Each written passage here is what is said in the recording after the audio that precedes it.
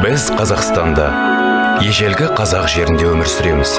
Қазақстан Еуразия кеңістігінің қақ ортасында орналасқан. Қонақжай қазақ жері бұл күнде 140-қа жуық ұлттар мен ұлыстардың 17 конфессияның басын қосып отыр. Екінші дүниежүзілік соғыс жылдары КСРО-ны мекендейтін көптеген ұлттар мен ұлыстар Қазақстанға күштеп жер аударылды.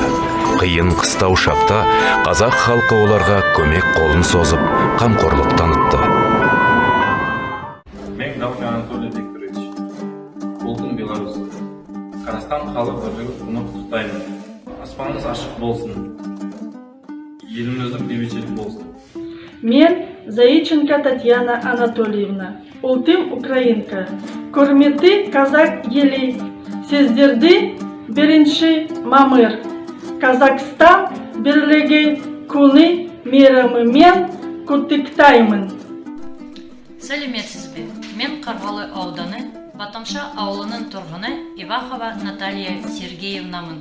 Сіздерді Қазақстан халықтарының бірлігі күнімен құттықтаймын. Діні басқа, тілі басқа, тілегі бір. Ұлт пен ұлыс өкілдерінің ынтымағы еліміздің ырысы бақыты, байлығы мен берекесі болып, татулығымыз жарасын. Баршамызға зор денсаулық, отбасыларыңызға құт, береке, бақыт тілеймін.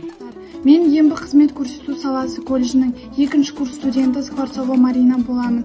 Еліміздің барлық ұлт өкілдерін бірлік мерекесімен құттықтаймын. Ең бастысы татулық арқасында бүгінде ел тыныш, жұрт аман. Осы берекеміз бұзылмағай, қазақстандықтардың достығына сызат түспесін деп тілеймін.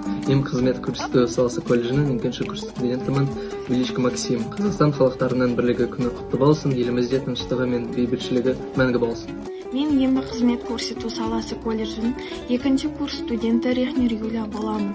Мұғалжарлықтарды достық күнімен шын жүректен құттықтаймын. Елімізге бірлік, тыныштық тілеймін. Мереке құтты болсын. Қазақстан біздің ортақ шаңырағымыз.